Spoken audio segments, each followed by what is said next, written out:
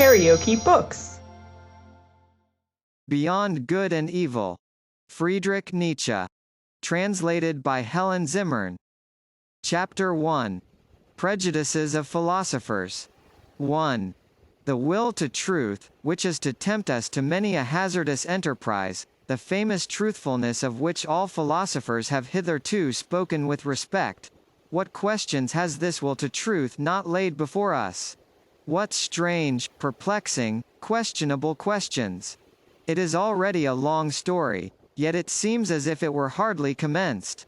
Is it any wonder if we at last grow distrustful, lose patience, and turn impatiently away? That this Sphinx teaches us at last to ask questions ourselves? Who is it really that puts questions to us here? What really is this will to truth in us? In fact, we made a long halt at the question as to the origin of this will, until at last we came to an absolute standstill before a yet more fundamental question. We inquired about the value of this will.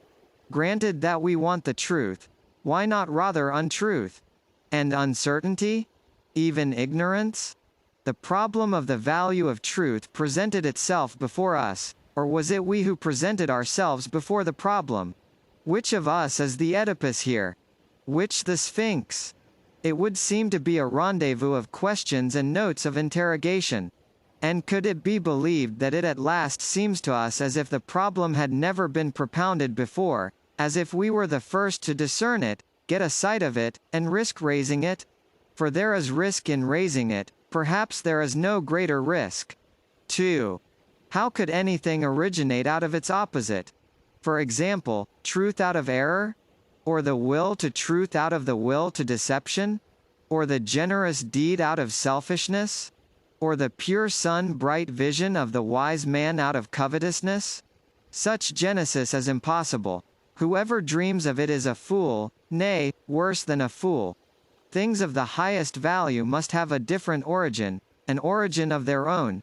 In this transitory, seductive, illusory, paltry world, in this turmoil of delusion and cupidity, they cannot have their source. But rather in the lap of being, in the intransitory, in the concealed God, in the thing in itself, there must be their source, and nowhere else. This mode of reasoning discloses the typical prejudice by which metaphysicians of all times can be recognized. This mode of valuation is at the back of all their logical procedure. Through this belief of theirs, they exert themselves for their knowledge, for something that is in the end solemnly christened the truth. The fundamental belief of metaphysicians is the belief in antitheses of values. It never occurred even to the wariest of them to doubt here on the very threshold, where doubt, however, was most necessary, though they had made a solemn vow, de omnibus dubitandum. For it may be doubted, firstly, whether antitheses exist at all, and secondly, whether the popular valuations and antitheses of value upon which metaphysicians have set their seal, are not perhaps merely superficial estimates, merely provisional perspectives, besides being probably made from some corner, perhaps from below, frog perspectives, as it were, to borrow an expression current among painters. In spite of all the value which may belong to the true, the positive, and the unselfish, it might be possible that a higher and more fundamental value for life generally should be assigned to pretense, to the will to delusion, to selfishness, and cupidity. It might even be possible that what constitutes the value of those good and respected things, consists precisely in their being insidiously related, knotted, and crocheted to these evil and apparently opposed things, perhaps even in being essentially identical with them. Perhaps. But who wishes to concern himself with such dangerous perhapses? For that investigation one must await the advent of a new order of philosophers, such as will have other tastes and inclinations, the reverse of those hitherto prevalent, philosophers of the dangerous, perhaps, in every sense of the term. And to speak in all seriousness, I see such new philosophers beginning to appear. 3. Having kept a sharp eye on philosophers, and having read between their lines long enough, I now say to myself that the greater part of conscious thinking must be counted among the instinctive functions, and it is so even in the case of philosophical thinking. One has here to learn anew, as one learned anew about heredity and innateness. As little as the act of birth comes into consideration in the whole process and procedure of heredity, just as little as being conscious, opposed to the instinctive in any decisive sense, the greater part of the conscious thinking of a philosopher is secretly influenced by his instincts, and forced into definite channels.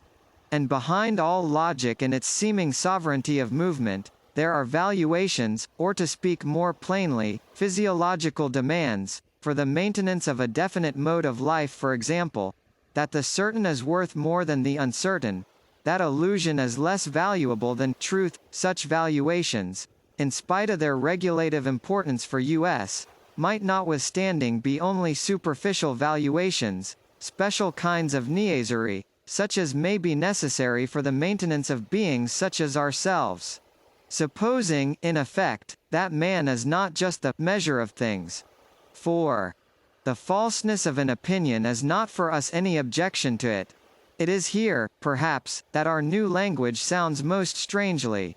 The question is, how far an opinion is life-furthering, life-preserving, species-preserving, perhaps species-rearing, and we are fundamentally inclined to maintain that the falsest opinions, to which the synthetic judgments a priori belong, are the most indispensable to us, that without a recognition of logical fictions, without a comparison of reality with the purely imagined world of the absolute and immutable, without a constant counterfeiting of the world by means of numbers, man could not live, that the renunciation of false opinions would be a renunciation of life, a negation of life.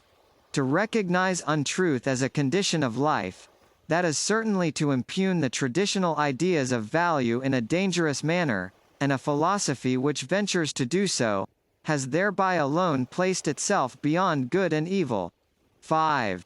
That which causes philosophers to be regarded half distrustfully and half mockingly, is not the oft-repeated discovery how innocent they are, how often and easily they make mistakes and lose their way, in short, how childish and childlike they are, but that there is not enough honest dealing with them, whereas they all raise a loud and virtuous outcry when the problem of truthfulness is even hinted at in the remotest manner. They all pose as though their real opinions had been discovered and attained through the self-evolving of a cold, pure, divinely indifferent dialectic, in contrast to all sorts of mystics, who, fairer and foolisher, talk of inspiration, whereas, in fact, a prejudiced proposition, idea, or suggestion, which is generally their heart's desire abstracted and refined, is defended by them with arguments sought out after the event. They are all advocates who do not wish to be regarded as such, generally astute defenders, also, of their prejudices, which they dub truths, and very far from having the conscience which bravely admits this to itself, very far from having the good taste of the courage which goes so far as to let this be understood, perhaps to warn friend or foe, or in cheerful confidence and self-ridicule.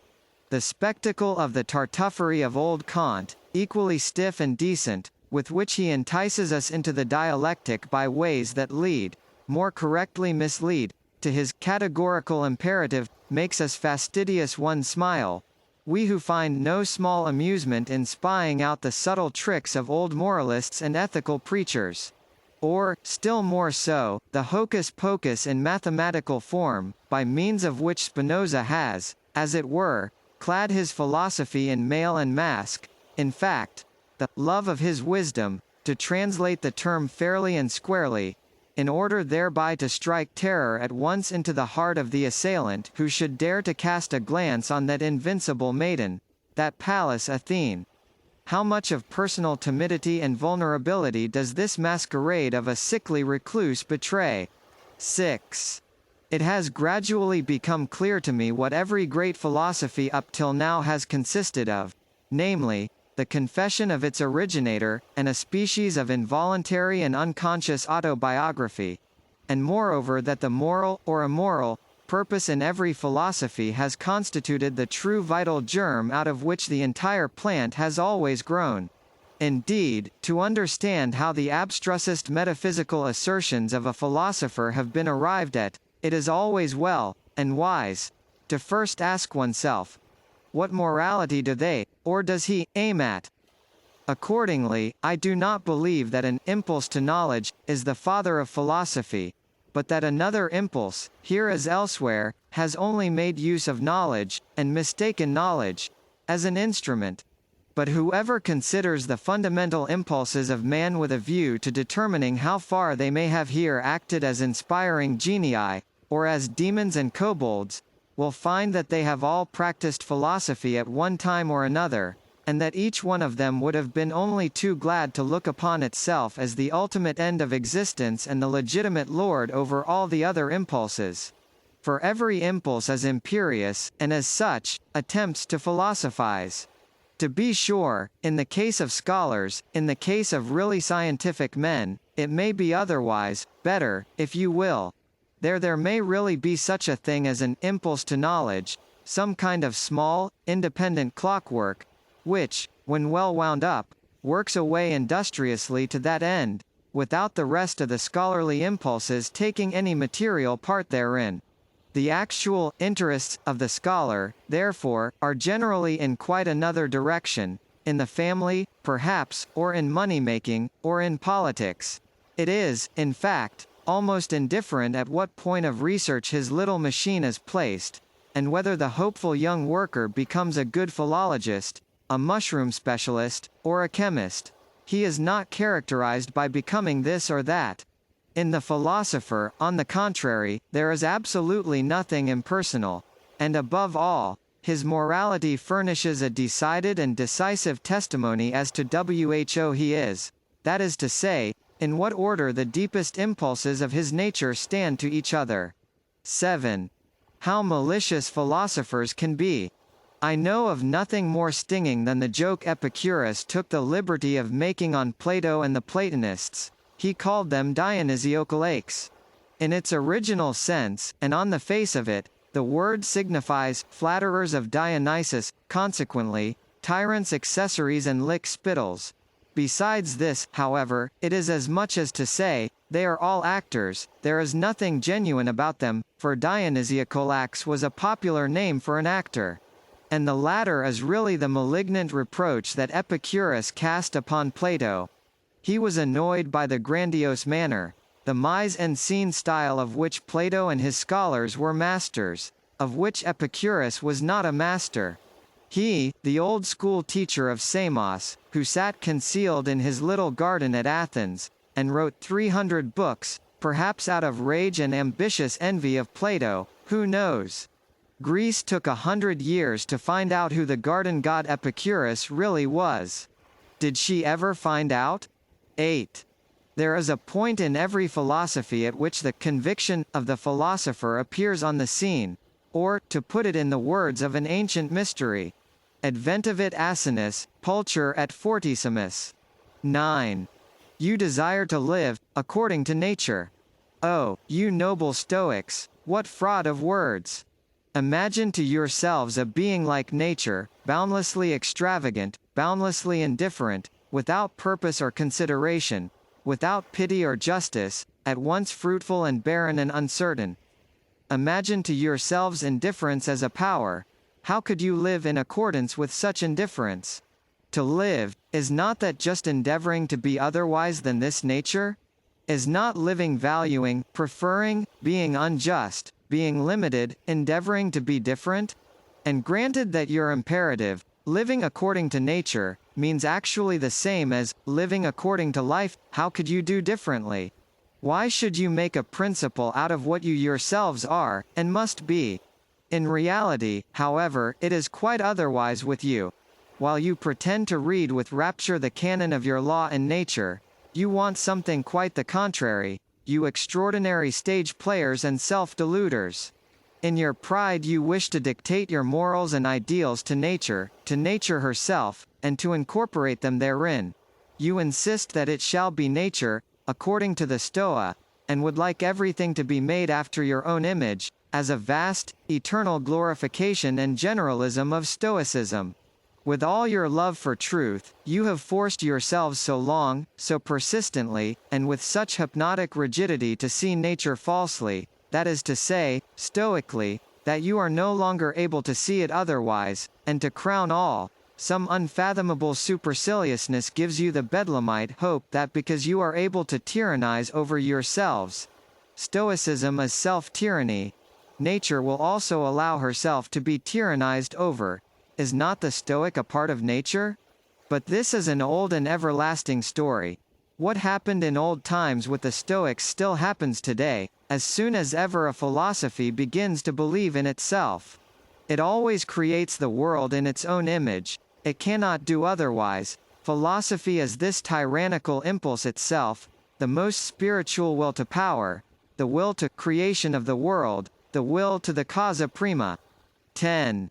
The eagerness and subtlety, I should even say craftiness, with which the problem of the real and the apparent world is dealt with at present throughout Europe, furnishes food for thought and attention, and he who hears only a will to truth in the background, and nothing else, cannot certainly boast of the sharpest ears.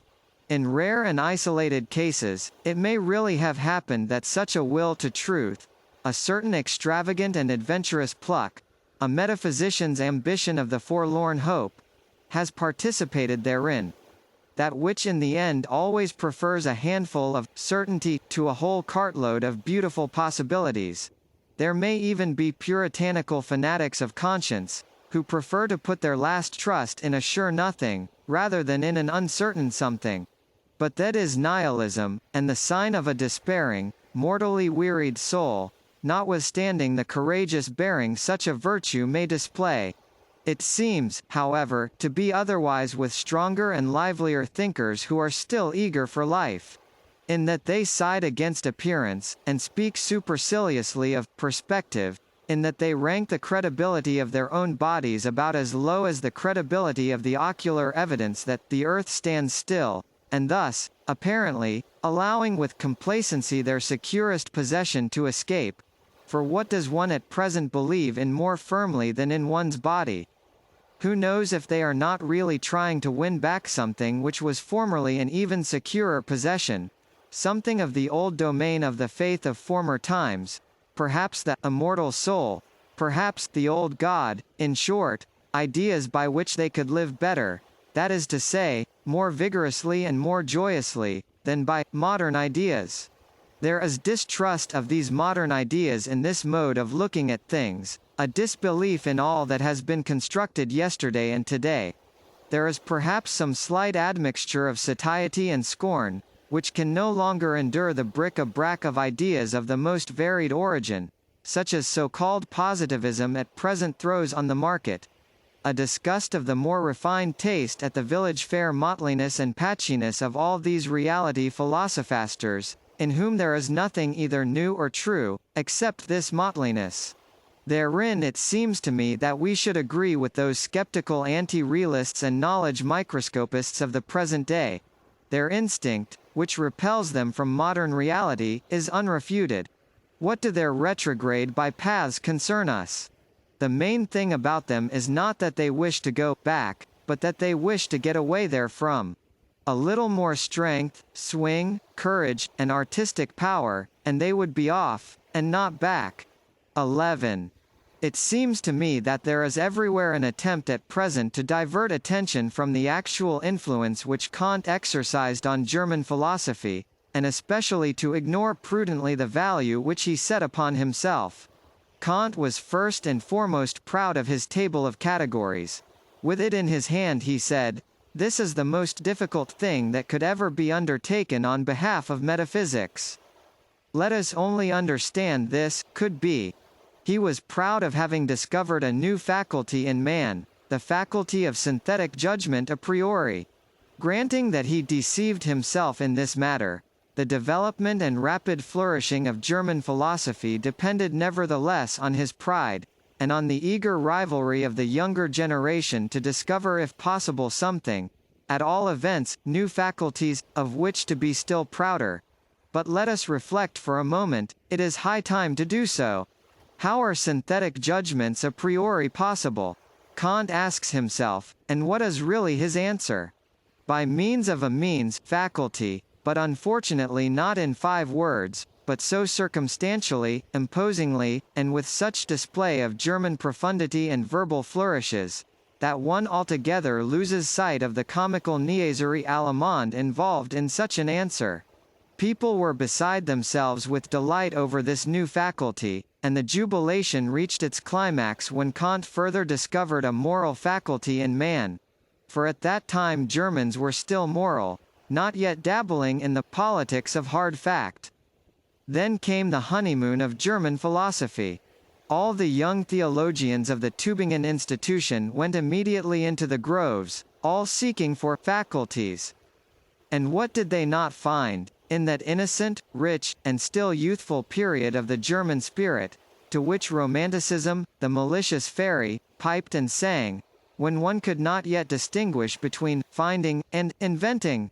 Above all, a faculty for the transcendental, Schelling christened it, intellectual intuition, and thereby gratified the most earnest longings of the naturally pious inclined Germans. One can do no greater wrong to the whole of this exuberant and eccentric movement, which was really youthfulness, notwithstanding that it disguised itself so boldly, in hoary and senile conceptions, than to take it seriously, or even treat it with moral indignation. Enough, however, the world grew older, and the dream vanished.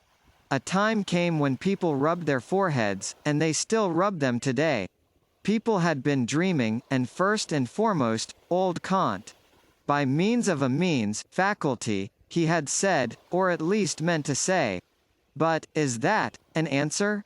An explanation? Or is it not rather merely a repetition of the question? How does opium induce sleep? By means of a means faculty, namely the virtus dormitiva, replies the doctor in Molière. Quia est in eo virtus dormitiva? Cujus est natura sensus assupere. But such replies belong to the realm of comedy, and it is high time to replace the Kantian question, how are synthetic judgments a priori possible? By another question, why is belief in such judgments necessary? In effect, it is high time that we should understand that such judgments must be believed to be true, for the sake of the preservation of creatures like ourselves, though they still might naturally be false judgments. Or, more plainly spoken, and roughly and readily, synthetic judgments a priori should not be possible, at all. We have no right to them. In our mouths they are nothing but false judgments. Only, of course, the belief in their truth is necessary, as plausible belief and ocular evidence belonging to the perspective view of life. And finally, to call to mind the enormous influence which German philosophy, I hope you understand its right to inverted commas, goosefeet, has exercised throughout the whole of Europe, there is no doubt that a certain virtus dormitiva had a share in it. Thanks to German philosophy, it was a delight to the noble idlers, the virtuous, the mystics, the artistes, the 3/4 Christians, and the political obscurantists of all nations, to find an antidote to the still overwhelming sensualism which overflowed from the last century into this, in short, sensus assupere. 12. As regards materialistic atomism, it is one of the best refuted theories that have been advanced, and in Europe there is now perhaps no one in the learned world so unscholarly as to attach serious signification to it, except for convenient everyday use, as an abbreviation of the means of expression, thanks chiefly to the Pole Boskowicz. He and the Pole Copernicus have hitherto been the greatest and most successful opponents of ocular evidence. For while Copernicus has persuaded us to believe, contrary to all the senses, that the earth does not stand fast, Boskowicz has taught us to abjure the belief in the last thing that stood fast, of the earth.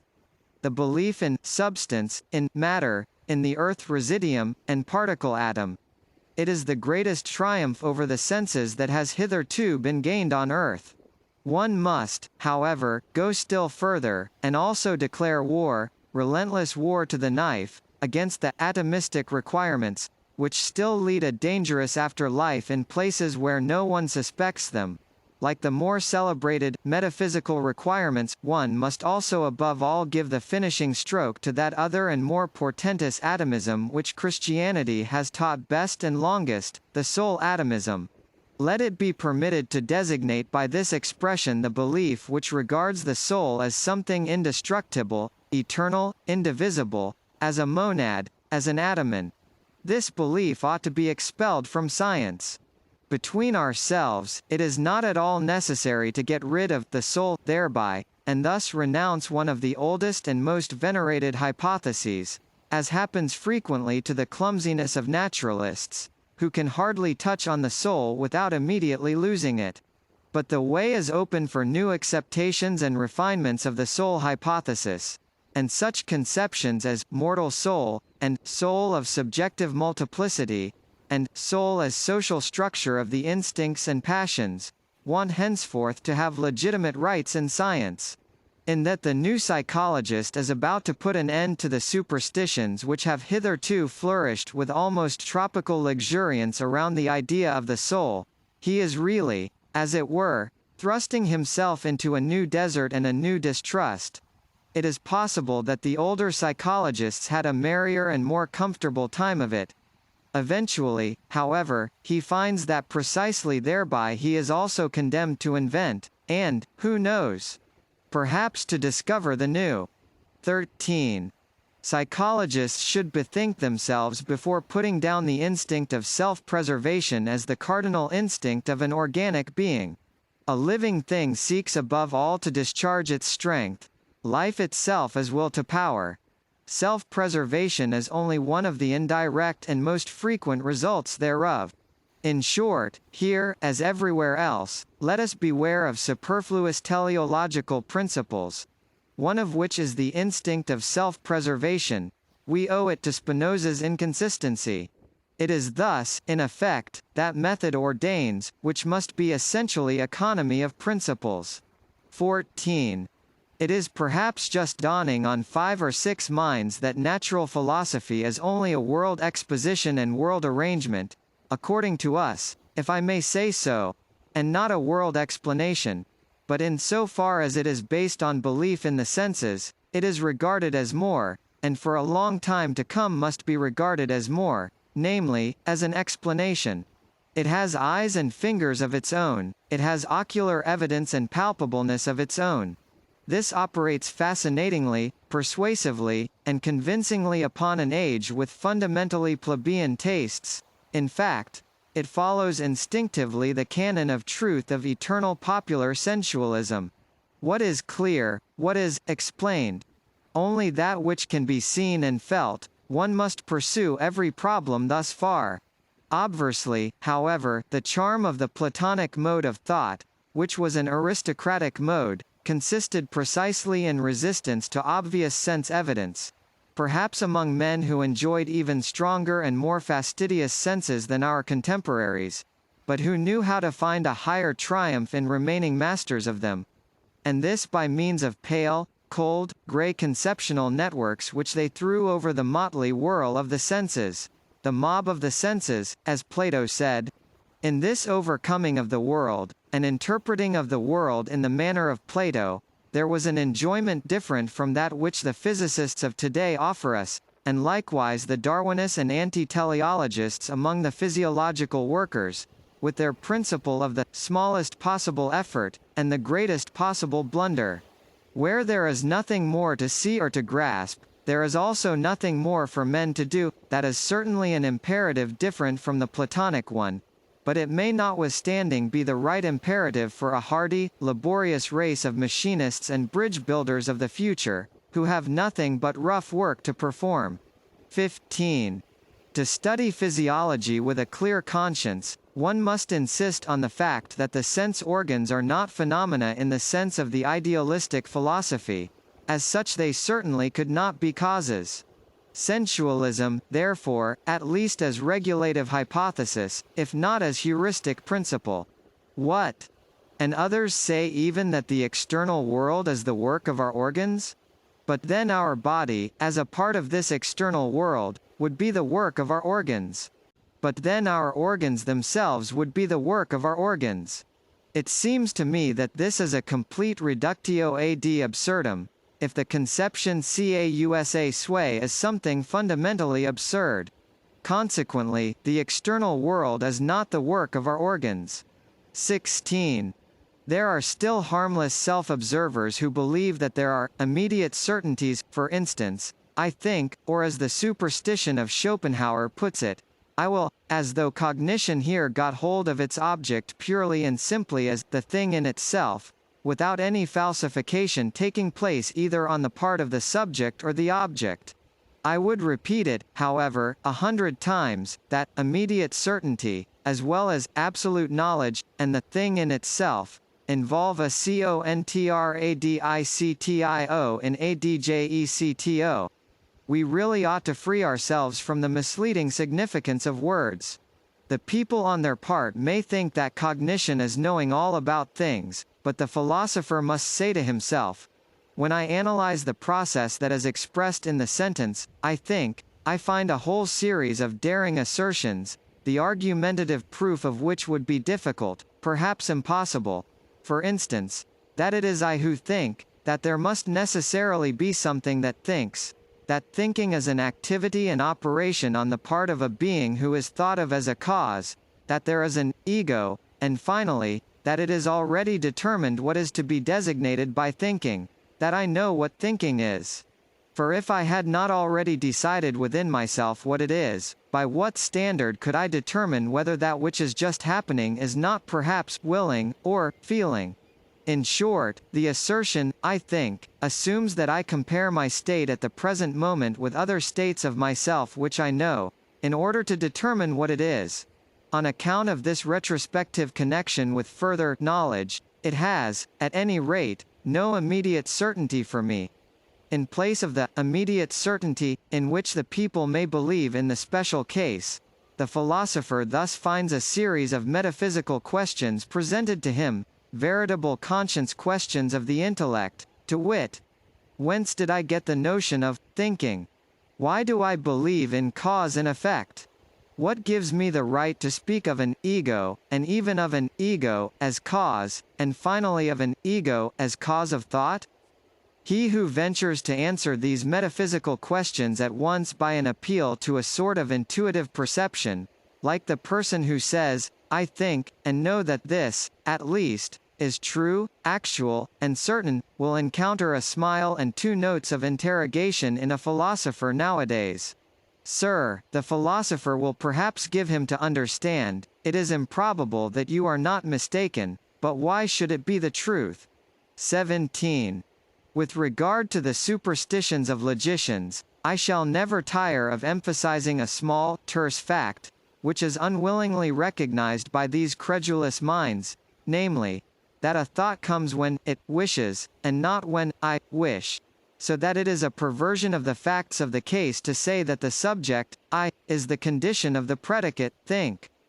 One thinks, but that this one is precisely the famous old ego, is, to put it mildly, only a supposition, an assertion, and assuredly not an immediate certainty. After all, one has even gone too far with this one thinks, even the one contains an interpretation of the process, and does not belong to the process itself. One infers here according to the usual grammatical formula, to think is an activity. Every activity requires an agency that is active, consequently. It was pretty much on the same lines that the older atomism sought, besides the operating power, the material particle wherein it resides and out of which it operates, the atom. More rigorous minds, however, learned at last to get along without this earth residuum, and perhaps some day we shall accustom ourselves, even from the logician's point of view, to get along without the little one, to which the worthy old ego has refined itself. 18. It is certainly not the least charm of a theory that it is refutable. It is precisely thereby that it attracts the more subtle minds. It seems that the 100 times refuted theory of the free will owes its persistence to this charm alone. Someone is always appearing who feels himself strong enough to refute it. 19. Philosophers are accustomed to speak of the will as though it were the best known thing in the world. Indeed, Schopenhauer has given us to understand that the will alone is really known to us, absolutely and completely known, without deduction or addition. But it again and again seems to me that in this case Schopenhauer also only did what philosophers are in the habit of doing. He seems to have adopted a popular prejudice and exaggerated it. Willing seems to me to be above all something complicated, something that is a unity only in name, and it is precisely in a name that popular prejudice lurks, which has got the mastery over the inadequate precautions of philosophers in all ages. So let us for once be more cautious, let us be unphilosophical, let us say that in all willing there is firstly a plurality of sensations, namely, the sensation of the condition, away from which we go, the sensation of the condition, towards which we go, the sensation of this, from, and, towards, itself, and then besides, an accompanying muscular sensation, which, even without our putting in motion, arms and legs, commences its action by force of habit, directly we will anything. Therefore, just as sensations, and indeed many kinds of sensations, are to be recognized as ingredients of the will, so, in the second place, thinking is also to be recognized. In every act of the will there is a ruling thought, and let us not imagine it possible to sever this thought from the willing, as if the will would then remain over. In the third place, the will is not only a complex of sensation and thinking, but it is above all an emotion, and in fact the emotion of the command. That which is termed freedom of the will is essentially the emotion of supremacy in respect to him who must obey. I am free, he must obey. This consciousness is inherent in every will, and equally so the straining of the attention, the straight look which fixes itself exclusively on one thing, the unconditional judgment that this and nothing else is necessary now, the inward certainty that obedience will be rendered, and whatever else pertains to the position of the commander. A man who wills commands something within himself which renders obedience, or which he believes renders obedience. But now let us notice what is the strangest thing about the will, this affair so extremely complex, for which the people have only one name. Inasmuch as in the given circumstances we are at the same time the commanding and the obeying parties, and as the obeying party we know the sensations of constraint, impulsion, pressure, resistance, and motion, which usually commence immediately after the act of will. Inasmuch as, on the other hand, we are accustomed to disregard this duality, and to deceive ourselves about it by means of the synthetic term, a whole series of erroneous conclusions, and consequently of false judgments about the will itself, has become attached to the act of willing, to such a degree that he who wills believes firmly that willing suffices for action. Since in the majority of cases there has only been exercise of will when the effect of the command, consequently obedience, and therefore action, was to be expected, the appearance has translated itself into the sentiment, as if there were a necessity of effect. In a word, he who wills believes with a fair amount of certainty that will and action are somehow one. He ascribes the success, the carrying out of the willing, to the will itself, and thereby enjoys an increase of the sensation of power which accompanies all success. Freedom of will, that is the expression for the complex state of delight of the person exercising volition, who commands and at the same time identifies himself with the executor of the order, who, as such, enjoys also the triumph over obstacles, but thinks within himself that it was really his own will that overcame them. In this way the person exercising volition adds the feelings of delight of his successful executive instruments, the useful underwills or under-souls. Indeed, our body is but a social structure composed of many souls, to his feelings of delight as commander. Le fait c'est moi. What happens here is what happens in every well-constructed and happy commonwealth, namely, that the governing class identifies itself with the successes of the commonwealth.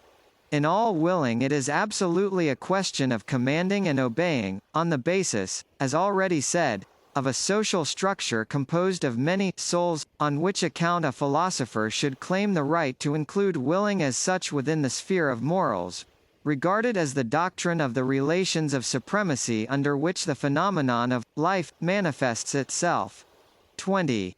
That the separate philosophical ideas are not anything optional or autonomously evolving, but grow up in connection and relationship with each other, that, however suddenly and arbitrarily they seem to appear in the history of thought, they nevertheless belong just as much to a system as the collective members of the fauna of a continent, is betrayed in the end by the circumstance. How unfailingly the most diverse philosophers always fill in again a definite fundamental scheme of possible philosophies. Under an invisible spell, they always revolve once more in the same orbit, however independent of each other they may feel themselves with their critical or systematic wills. Something within them leads them, something impels them in definite order the one after the other, to wit, the innate methodology and relationship of their ideas. Their thinking is, in fact, far less a discovery than a re-recognizing, a remembering, a return and a home coming to a far-off, ancient common household of the soul, out of which those ideas formerly grew. Philosophizing is so far a kind of atavism of the highest order. The wonderful family resemblance of all Indian, Greek, and German philosophizing is easily enough explained. In fact, where there is affinity of language, owing to the common philosophy of grammar, I mean owing to the unconscious domination and guidance of similar grammatical functions, it cannot but be that everything is prepared at the outset for a similar development and succession of philosophical systems, just as the way seems barred against certain other possibilities of world interpretation. It is highly probable that philosophers within the domain of the Ural-Altaic languages, where the conception of the subject is least developed, look otherwise into the world, and will be found on paths of thought different from those of the Indo-Germans and Mussulmans. The spell of certain grammatical functions is ultimately also the spell of physiological valuations and racial conditions. So much by way of rejecting Locke's superficiality with regard to the origin of ideas. 21. The causa sway is the best self-contradiction that has yet been conceived. It is a sort of logical violation and unnaturalness, but the extravagant pride of man has managed to entangle itself profoundly and frightfully with this very folly. The desire for freedom of will, in the superlative, metaphysical sense, such as still holds sway, unfortunately, in the minds of the half-educated, the desire to bear the entire and ultimate responsibility for one's actions oneself, and to absolve God, the world, ancestors, chance, and society therefrom, involves nothing less than to be precisely this causa sway, and, with more than Munchausen daring, to pull oneself up into existence by the hair, out of the slough of nothingness.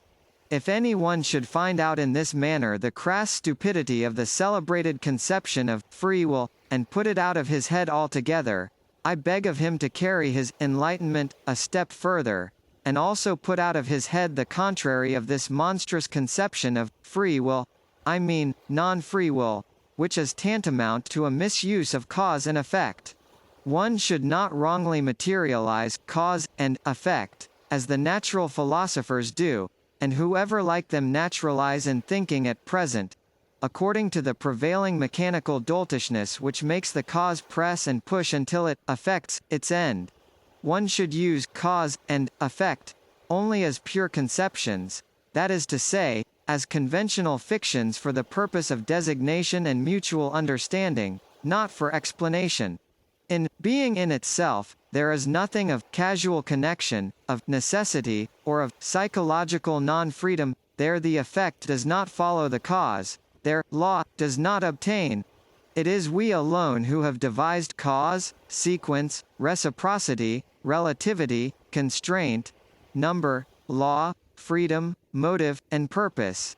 And when we interpret and intermix this symbol world, as being in itself, with things, we act once more as we have always acted. Mythologically. The non-free will is mythology. In real life it is only a question of strong and weak wills.